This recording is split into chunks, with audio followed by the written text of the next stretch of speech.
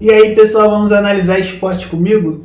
E no vídeo de hoje a gente vai falar sobre a Copa do Mundo, a maior competição do ano no futebol. É a competição que chama mais atenção, a competição que todo mundo quer jogar, todo mundo quer ganhar. E aqui a gente vai trazer algumas predições ali sobre quem pode ser favorito, quem pode ser a surpresa e quem pode ser a maior decepção. A gente vai trazer alguns dados, algumas listas do que eu acho que pode ocorrer nessa Copa.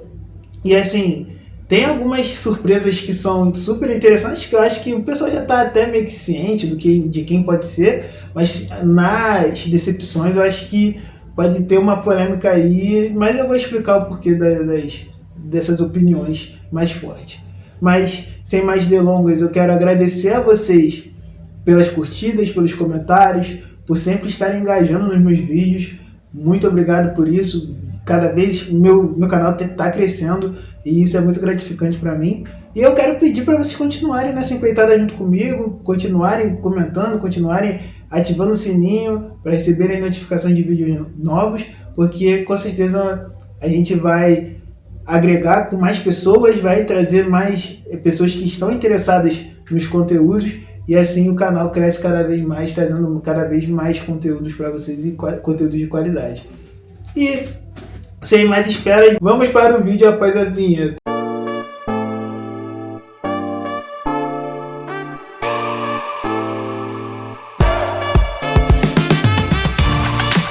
Então, meus amigos, vamos falar um pouco sobre a Copa do Mundo, essa competição que é tão importante, né, no mundo futebolístico. A Copa do Mundo de futebol talvez é uma das maiores de todos os esportes, né, de todas as modalidades, talvez seja a Copa do Mundo que atrai a maior atenção do mundo, mesmo de seleções que não estão participando, de países, né, que não estão participando da competição. É a Copa do Mundo mais vista, né, pelo global mesmo, pela Terra em si. E assim, tá chegando mais uma edição, essa edição que vai ser sediada pelo Canadá, pelos Estados Unidos e pelo México, tá? E a Copa do Mundo volta para a América do Norte, o que é muito interessante, porque realmente os americanos sabem fazer grandes eventos, eles sabem atrair o público para grandes eventos, e eu acho que vai ser mais uma prova disso, né? Os Estados Unidos é o principal país dessa Copa, se a gente parar para pensar. Claro que ali tem o México com o Azteca, e tem ali o Canadá, que também tem o BC Field, por exemplo, que é um grande estádio, mas os Estados Unidos é o que tem mais sedes pela Copa do Mundo. Vai ter sede no Texas, vai ter sede em Las Vegas. Então, assim, é uma Copa do Mundo mais estadunidense do que qualquer outra coisa, né? Mas vamos falar um pouco sobre isso, mas vamos falar também agora sobre os favoritos para essa Copa, né? Os times que eu acho que chegam como favoritos, os times que podem se vangloriar de serem favoritos, porque chegar como favorito em uma Copa do Mundo num ciclo de 4 anos não é fácil para ninguém. Mas também isso não quer dizer que você vai ser campeão de alguma forma, porque já teve vários favoritos não sendo campeões de Copa do Mundo passadas. E é assim, a primeira que eu tenho que falar aqui, lógico, que é a atual campeã, né? A Argentina de Lionel Messi, a Argentina de Enzo Fernandes, a Argentina de Lautaro Martinez, entre outros jogadores.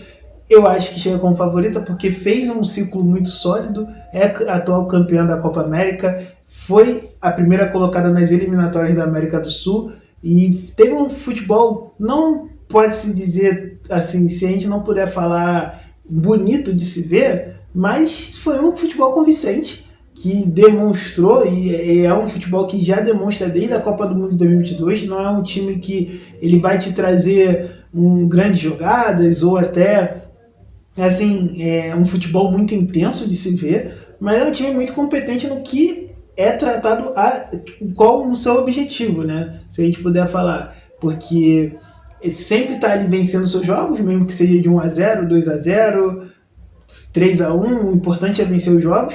O Lionel Scaloni continua com aquela empreitada de mudar a cada jogo, né? Ter um estilo tático a cada jogo, e isso é muito impressionante, isso é muito interessante também de se falar, porque a nível de seleção você fazer isso, cara, é muito difícil, porque as seleções elas têm pouquíssimo tempo de entrosamento, realmente. Como os jogadores jogam nos seus clubes, né, constantemente ali, então quando chegam na seleção é coisa de 2 dias, 3 dias de treinamento e jogar um jogo, jogar um amistoso, jogar uma eliminatória. E aí sim, na Copa do Mundo até é um tempo maior, né, de preparo ali, você tem ali em torno de 2 semanas, né, desde você sair do seu time para você jogar uma Copa, você tem 2 ou 3 semanas. Então isso é muito, por isso que é até muito importante não ter tanta troca, né, no ciclo de jogadores, tantos testes de jogadores, talvez chegar no momento e você começar a não testar mais, porque é importante que seu time esteja entrosado o máximo possível para disputar uma Copa do Mundo. E a Argentina, eu acredito que ela já tenha essa base desde a Copa de 2022 e ela se fortaleceu bastante com algumas peças jovens, como o Nico Paz, Franco Mustatuono, o Thiago Almada. Então são caras que têm muita qualidade e que podem sim chegar em algum momento, não que vão ser titulares. Acredito até que o Thiago Almada é o que talvez tenha mais chance, ele como Mustatuono, que fez um ótimo jogo pelo Real Madrid nessa semana na Liga dos Campeões, eles chegam talvez com mais chance de pegarem aquela vaga ali que era do Di Maria, né? Que agora o Di Maria se aposentou da seleção, fica uma vaguinha aberta ali do titular, quem vai ser ali o companheiro do Messi no ataque junto com Lautaro Martinez, talvez o Julián Álvares. E eu acredito que o Thiago Almada ele dispare um pouco na frente nesse momento, porém o Thiago está com umas questões ali no Atlético de Madrid que tem que ser vista com carinho, porque pode ser até que ele fique de fora da Copa do Mundo dependendo do caminho que ele decida tomar. Se ele continuar no Atlético de Madrid e não tiver tempo de jogo, pode ser um problema para ele pensando daqui a 6 meses. E o Franco Mustatuono, que vem ganhando oportunidade no Real Madrid, agora com o Arbeloa ganhou mais uma oportunidade na partida contra o Mônaco pela Liga dos Campeões nessa semana e fez um ótimo jogo, fez gol. É um cara que talvez encha os olhos, porque é um garoto, tem 18 anos, tá ali crescendo cada vez mais, está entendendo, está jogando no Real Madrid, está entendendo como jogar jogos grandes, né, toda semana, né, você joga ali na La Liga, no Real Madrid, que é o maior clube do mundo, e ele sim pode aparecer como uma surpresa no time titular junto com o Lionel Messi e Lautaro Martinez, né, e é muito importante. Uma das coisas que a gente pode falar de contra essa seleção nesse momento talvez seja o ciclo, que é um pouco estranho algumas decisões de alguns jogadores. A gente pode falar assim, muitos desses jogadores que foram campeões de 2022, eles não estão jogando mais em alto nível na Europa. E eles sim continuam sendo convocados pela seleção, como o Leandro Paredes, que voltou para a Argentina para jogar no Boca Juniors, seu time do coração. Tem o próprio Messi, que foi para o Inter Miami, né? Antes dele jogar a Copa de 2022, ele era um jogador do Paris Saint-Germain, por exemplo. Jogava em alto nível na medida do possível, mesmo sabendo que o campeonato francês não é isso tudo. A gente também tem outros movimentos ali como o do Montiel, Gonzalo Montiel, que é o cara que faz o gol de pênalti que dá o título para a Argentina em 2022. Tem o Marcos Acunha, né, que é outro jogador que foi campeão em 2022 da Copa do Mundo, é outro cara que saiu da Europa, foi para o River Plate. Então assim, tem uma movimentação que deixa entender ali algumas questões de que, tipo, já é um time um pouco mais velho, que está procurando mais paz e tal, só que é uma Copa do Mundo e Copa você não pode relaxar, e são caras importantes que precisam tomar cuidado com o seu físico, precisam tomar cuidado com a intensidade do jogo, porque o futebol hoje em dia é cada vez mais intenso e, assim, a Argentina, para ser campeã nessa Copa, para ela ser bicampeã, né, do mundo consecutiva, ela vai ter que passar por uma maldição aí que é um pouco longa, né? Que há muito tempo que a gente não vê um bicampeão mundial seguido de Copa do Mundo, há bastante tempo mesmo, e tem a questão de que tem aquele ar de gratidão com os jogadores que foram campeões mundiais. Muitas dessas seleções que foram campeões mundiais em edições anteriores não conseguem fazer a renovação de forma correta dos seus jogadores, porque fica um ar de gratidão com os jogadores que foram campeões mundiais na edição passada, e isso pode ser que possa afetar um pouco a Argentina em relação aos seus jogadores campeões de 2022. O Lionel Messi mesmo fala sobre isso, que se ele não se sentir bem de disputar a Copa, ele não quer jogar, por exemplo. Mas a gente tem que ver se ele vai tomar essa decisão em cima da hora, sim, né? Porque falta 6 meses para jogar a Copa e seria um choque muito grande o Messi nesse momento, ele falar que não quer jogar, porque ele teve um ciclo inteiro ali para falar que não ia jogar mais pela seleção. E ficou esse rumor de que ele ia jogar a última Copa América dele, que ele ia jogar a última Copa do Mundo, e até agora ele não falou nada sobre isso. Acho que seria muito injusto com a seleção se ele chegasse agora e falasse que não quer mais jogar, que ele não iria para a Copa. Acho que seria muito injusto com o país e com a seleção mesmo, ele não tentar esse segundo título seguido, que talvez colocaria ele num patamar ali absurdo no meio do futebol, que para mim ele já é um dos maiores, já é o maior da história jogando, e ele ficaria muito perto do Pelé, por exemplo, em relação à discussão de melhores jogadores realmente, maiores jogadores realmente do esporte. A minha segunda favorita, que eu posso falar aqui, é a Espanha. A Espanha, para mim, ela até um pouco mais consistente, passa mais confiança que a própria Argentina.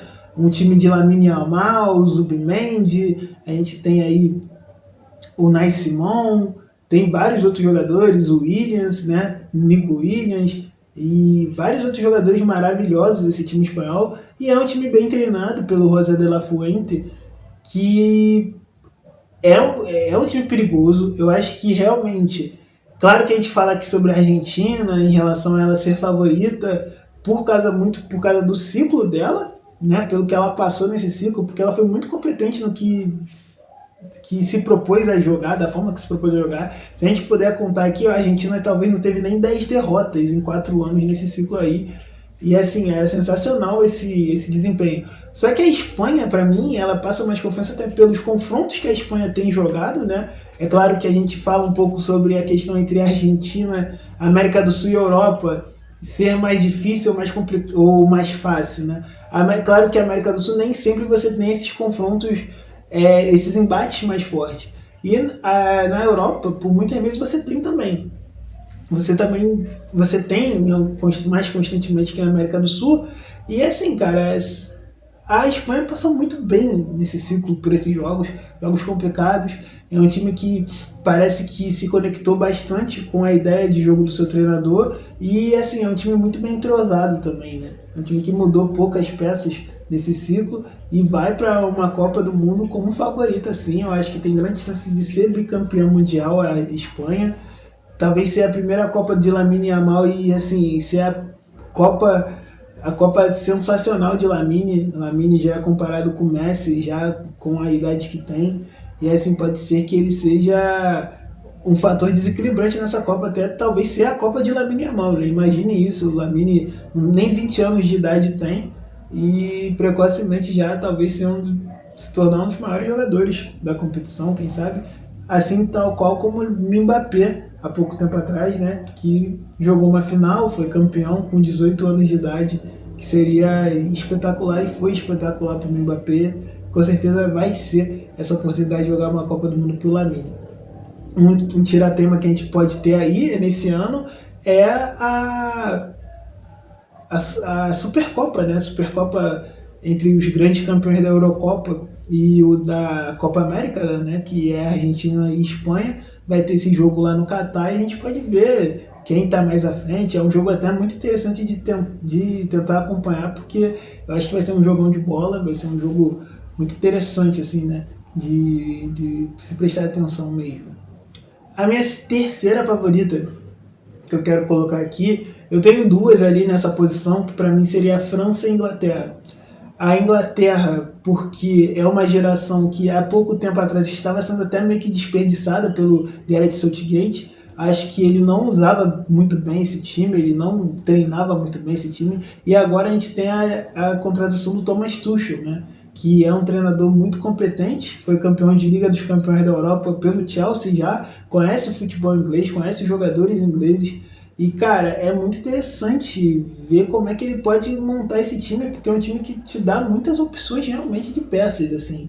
É uma geração muito boa inglesa, que precisa muito desse passo a mais. Eu acho que o maior problema dos ingleses nesse momento talvez foi, e é por muito tempo, né? Há muito tempo já tem esse problema. Às vezes a Inglaterra tem gerações boas, só que essas gerações eles não conseguem dar o passo para se tornarem grandes gerações, sabe? E a Inglaterra sofre muito com isso. É histórico isso.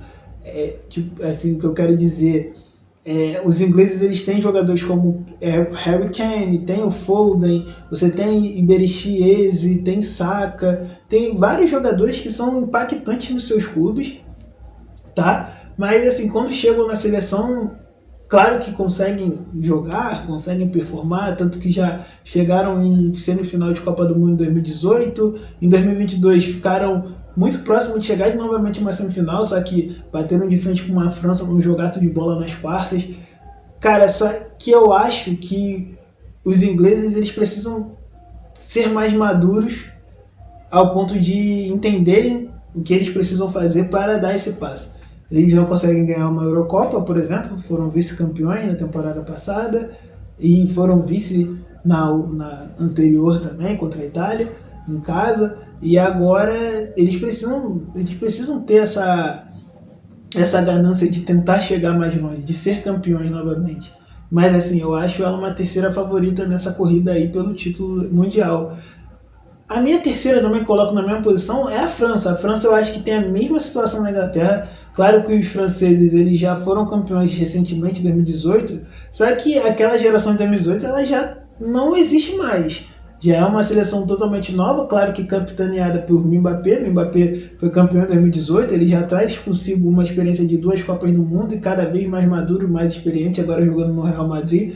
Porém, é uma Copa do Mundo onde ele vai, talvez seja a primeira vez que ele vai ter que pegar esse time nas costas e trilhar o caminho para ele, porque ele pela primeira vez ele vai jogar uma Copa do Mundo como capitão da França e assim e ele realmente é a referência técnica desse time, que é um time muito bom. O futebol francês ele tem nos últimos anos esse dom de revelar jogadores interessantíssimos para o mundo do futebol.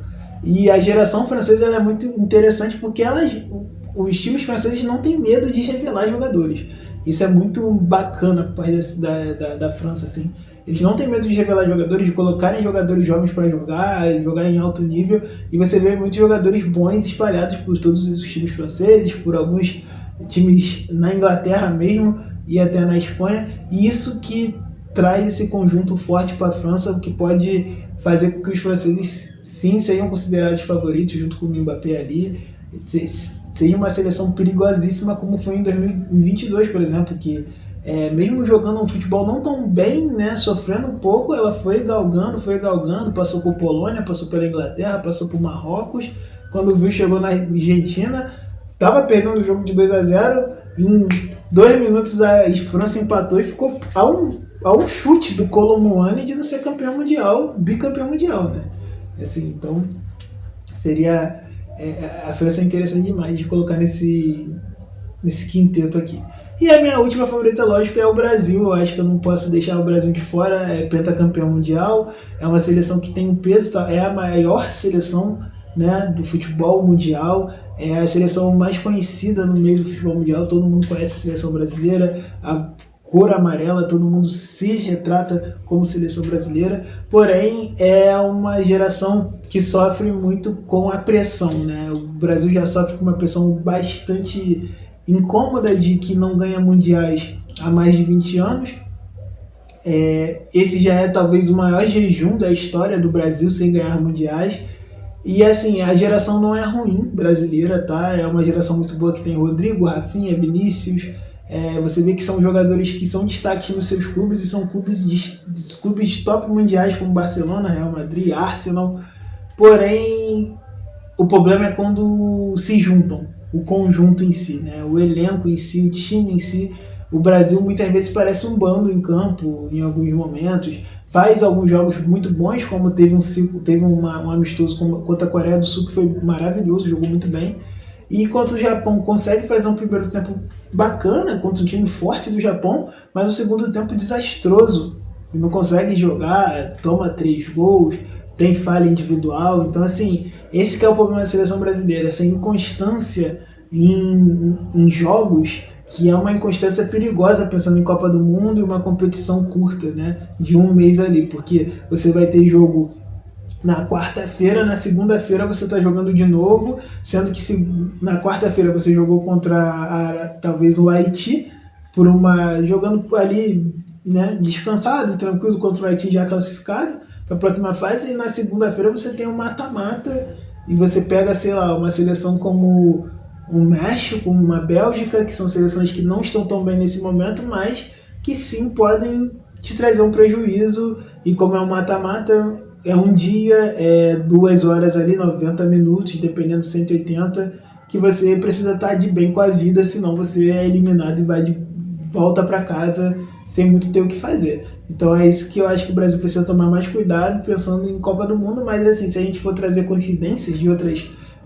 vitórias em mundiais, o Brasil em 94 não estava bem na pré-copa, o Brasil em 2002 não estava bem na pré-copa também, jogava muito mal, era muito contestado pela sua torcida e foi campeão nas 2 vezes. Então assim, o Brasil pode se agarrar a isso e realmente trazer esse espírito de 94 e 2002 e pensar, cara, eu tiro o curso, dá pra gente ser campeão, esquecer tudo que passou, todas as eliminatórias que foram acidentadas e pensar daqui em diante ser campeão mundial, que seria muito importante para o seu país, né, para tentar trazer uma união maior para o Brasil e pensando como um todo, e talvez também muito importante para o futebol brasileiro, que passa por um tempo, por alguns tempos aí bem vergonhosos, bem triste, sendo um pouco desrespeitado no mundo, né.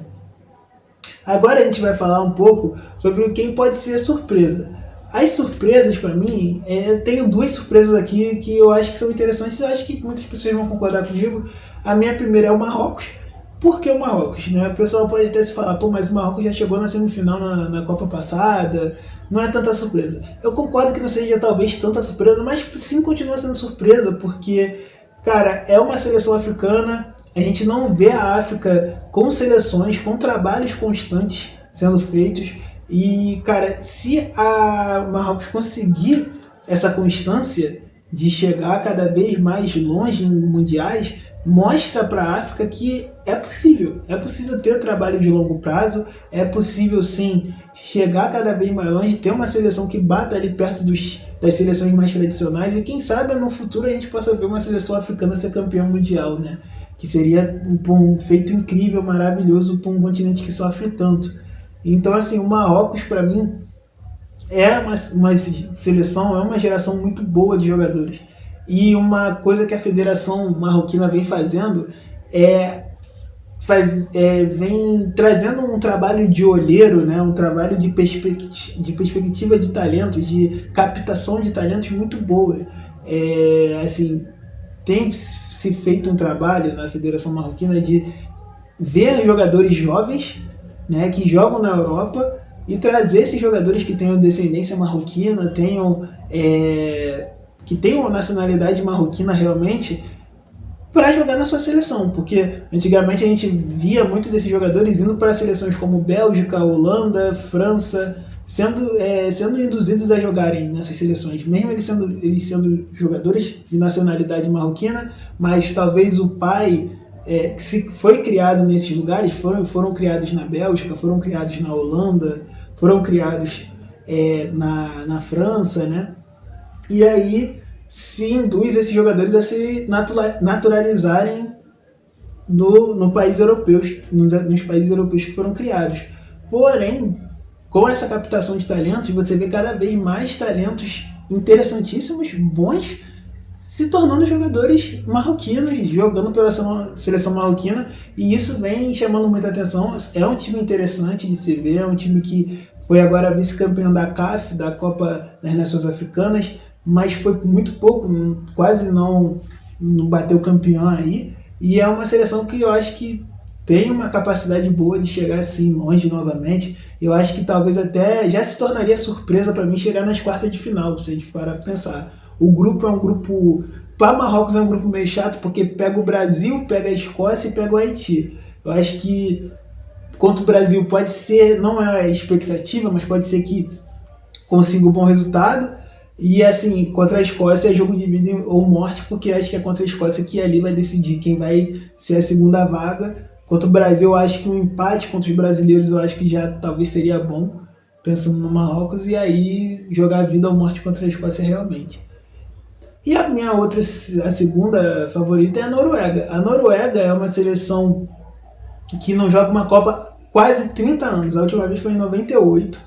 E, cara, a Noruega ela vem crescendo cada vez mais, como também a revelação de alguns jogadores muito interessantes, como o Haaland, como o Sorloth, tem o Antônio Nusa, Oscar Bob, tem vários jogadores aí interessantes noruegueses que foram revelados nesse meio tempo, né, entre ali, vamos colocar ali entre 2010 e 2020, e esses jogadores tornaram essa geração, essa seleção muito forte. Tanto que a gente vê nas eliminatórias, a Noruega passou o carro em cima da Itália. Ganhou tanto na Noruega, em Oslo, e ganhou em Milão também, jogando uma bola absurda. O Haaland jogando uma bola impressionante.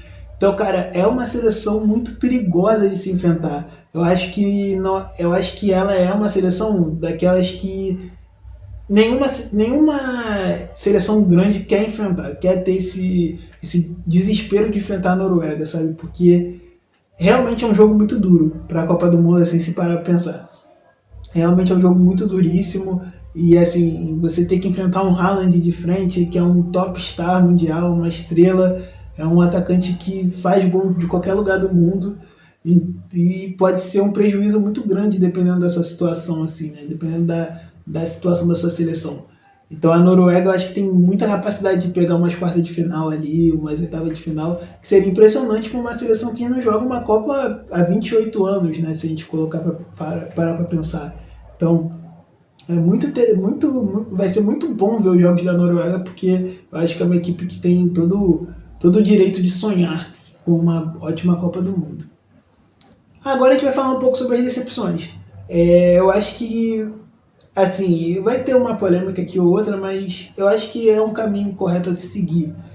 A minha primeira decepção, eu acho, vai ser o Uruguai, tá? Já vou falando aqui porque eu acho que foi muito acidentado esse ciclo uruguaio. Teve a questão de mau relacionamento entre os jogadores e o Marcelo Bielsa. Eu acho que isso a gente já foi visto em outras Copas do Mundo. Já teve seleções que ficaram muito mal por causa desse mau relacionamento, desse clima ruim. Não sei como é que foi resolvida essa questão, se o Marcelo conversou com os jogadores, mas muitos jogadores até falavam que não tinham relacionamento nenhum com seu treinador.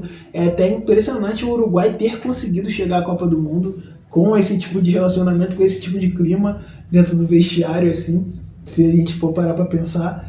E, cara, mas se tá assim, né, a questão, se tá tudo nesse clima ruim, eu coloco o Uruguai sim como uma possível decepção, porque, cara, o Uruguai é um país que tem muita... Eu tenho muita esperança no Uruguai, porque é um país que consegue revelar jogadores de uma forma bizarra, assim, né? Se a gente for para pensar, o Uruguai ele é menor que muito estado brasileiro.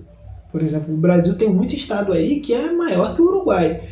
A população do Uruguai não chega nem perto, se a gente parar para pensar, talvez da do Rio Grande do Sul, do estado do Rio Grande do Sul. E, cara, eles conseguem revelar grandes jogadores importantíssimos no futebol mundial, como Federico Valverde, Rodrigo Bittencourt, Jorge de Arrascaeta, jogadores que são grandes mesmo nos seus times, são ídolos dos seus times, e são jogadores com um primor técnico absurdo, muito bons, porém não conseguem como seleção trazer esse espírito, não conseguem mais, né? A gente teve a última vez que o Uruguai foi grande no futebol mundial, foi em 2010, na Copa do Mundo, ganhou uma Copa América em 2012, né, depois disso, que é um feito importantíssimo, é o último título até do Uruguai, mas depois disso o Uruguai nunca mais foi o mesmo. Claro que teve a Copa de 2014, que chegou numa oitava de final, 2018 ali chega numas quartas, que é interessante o trabalho ali, né, de chegar numas quartas de final para o Uruguai, foi uma ótima posição. Em 2022 cai na fase de grupos, então assim, você vê que tem ali uma inconstância nos resultados. Claro que a gente entende que o Uruguai nem sempre ele vai ser tão forte assim, até pelas circunstâncias, né, do país em relação à revelação de jogadores, só que eu acho que poderia ser tratado de uma forma melhor o futebol uruguaio, até em relação a clubes e não só seleções. Então eu acho que o Uruguai sim pode ser que seja uma decepção. É uma seleção que eu sempre espero, ainda mais com o Marcelo Bielsa, que é um cara que eu amo de paixão, é um treinador que eu amo muito, com a filosofia de vida, com essa filosofia de jogo muito perto do que eu gosto, do que eu queria ver nos meus times. Porém, não sei se o El Louco vai conseguir tirar leite de pedra nessa Copa do Mundo, não. A minha outra decepção aqui, que eu posso falar, é uma seleção que talvez nem se classifique para a Copa, mas eu tô aqui esperando que ela vá, porque não é possível que vai ser a terceira Copa sem se classificar, que é a Itália.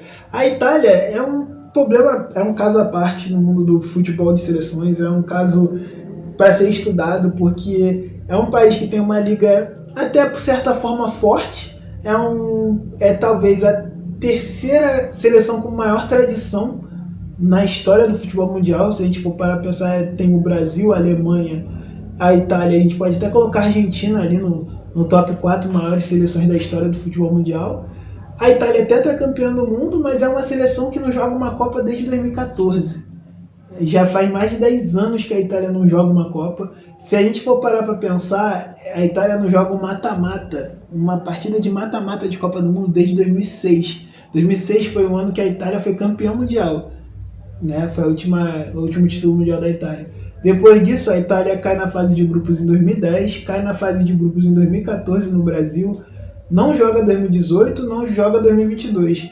E pode estar perto de não jogar 2026 também, porque ela vai jogar a repescagem. Entendemos que o sorteio da repescagem foi muito favorável para a Itália, porque são seleções ali com ranking bem baixo na FIFA, mas a gente já viu a Itália cair para a Macedônia do Norte, que é uma das seleções que caíram na chave da Itália nessa repescagem, tá? Então, assim, para a Itália nada é impossível, até se desclassificar. Mas é impressionante como a Itália não consegue renovar seus jogadores. É incrível também o declínio da Itália. Eu acho que precisa ser muito estudada essa situação, porque, como a gente falou, a Itália não joga uma fase de mata-mata de Copa desde 2006. Isso é 20 anos sem jogar, tá? Em 2026 vai fazer 20 anos sem jogar uma fase mata-mata. E, cara, nesse meio tempo, a Itália conseguiu em 2020, ser campeão da Eurocopa, jogando um futebol muito bonito, muito vistoso, um futebol para frente. A gente até pensou que a Itália tinha voltado aos tempos áureos, né? E voltaria para uma Copa do Mundo, porém é loucura pensar que essa mesma seleção que foi campeã da Eurocopa caiu para a Macedônia do Norte, não fez uma Eurocopa de 2023 muito boa, tá? De 2024, perdão, não fez uma Eurocopa de 2024 muito boa. E, assim, a gente sabe, é uma incógnita nesse momento, sendo treinada pelo Gennaro Gattuso, que não é um treinador tão bom assim, falando taticamente, é um cara motivador, mas taticamente falando, não é um cara que apresenta grandes trabalhos. Então, eu acho que tem tudo para se classificar realmente, ser uma decepção, até pelo nome. Não digo nem pelo momento, porque pelo momento a gente já espera talvez a Itália ali de lado, mas pelo nome que tem a Itália, ela cair novamente numa fase de grupo sem jogar uma eliminatória de Copa seria uma tragédia para o futebol italiano. E aqui, para fechar o vídeo, a gente vai falar sobre o México. O México que cedia, né, a Copa do Mundo, é uma oportunidade para os mexicanos de tentarem fazer uma campanha maravilhosa, o interessante que seria muito bom para o povo mexicano, é um povo apaixonado. Se a gente parar para pensar, na América do Norte existe 3 países ali, e dos 3 o México é o que mais ama o futebol.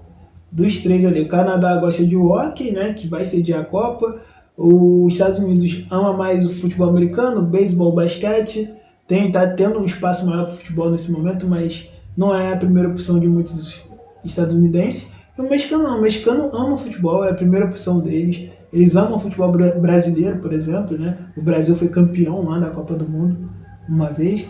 Cara, mas o México não consegue revelar jogadores, não consegue ter mais uma seleção forte como antigamente. Não consegue ter mais um trabalho de captação de talentos como antigamente. É muito defasado o que está acontecendo, é muito defasado a questão de talento no futebol mexicano. O que está acontecendo lá é uma situação bem triste. O principal jogador do México nesse momento é o Santiago Giménez, que é o jogador que joga na Europa, nas grandes ligas, né? E o Orbelán Pineda, que é outro jogador que joga na Grécia, só que o futebol grego ele não é tão visto assim, não é isso tudo também em relação à qualidade técnica, à intensidade. Então, assim, a esperança dos mexicanos são esses 2 jogadores, assim, e são talvez os mais diferentes, né, desse time mexicano aqui. E é muito triste pensar nisso, porque foi uma seleção que já teve Hugo Sanches, Titiarito Hernandes, já teve Pavel Pardo, já teve Borghetti, vários outros jogadores, Ochoa, que, que entenderam o significado da latria da seleção mexicana e fizeram grandes campanhas. Sempre ajudaram o México a ser uma seleção perigosa, a ser uma seleção indigesta de se pegar. Eu me lembro que quando o Brasil caía contra o México em fase de grupo de Copa do Mundo, em sorteio de Copa América, a gente ficava com medo um pouco de jogar contra o México, porque era uma seleção encardida. Não é que o México vai ganhar do Brasil de forma fácil, não. Tinha capacidade disso, tanto que já aconteceu do México ganhar o Brasil. Porém, era uma seleção encardida, não era um jogo que você queria ter naquele caminho ali. Você queria ter um jogo mais fácil. E aí, o México, ele é visto assim, eu acho que tem um respeito por parte do futebol mundial em relação ao México, de ser uma seleção chata, tanto que já ganhou de Alemanha, já fez jogos duros contra a Argentina, que é uma das suas maiores rivais até, já fez jogo duro contra o Brasil, porém hoje em dia eu acho que é uma seleção muito defasada de talento, é uma seleção muito fraca, que vai depender muito do seu grupo, o grupo até que não acho que não é tão forte assim, eu acho que dá para o México sim passar, mas não acredito muito que o México vá para uma oitava de final. Eu acredito que se cair com uma seleção europeia, por exemplo, e assim, não precisa ser uma europeia muito forte assim não, tá? Se cair contra uma Noruega, por exemplo, numa próxima fase, se cair contra uma Bélgica, talvez, uma Dinamarca, talvez, da vida, a gente pode ver o México dando adeus logo na próxima fase, assim, sabe?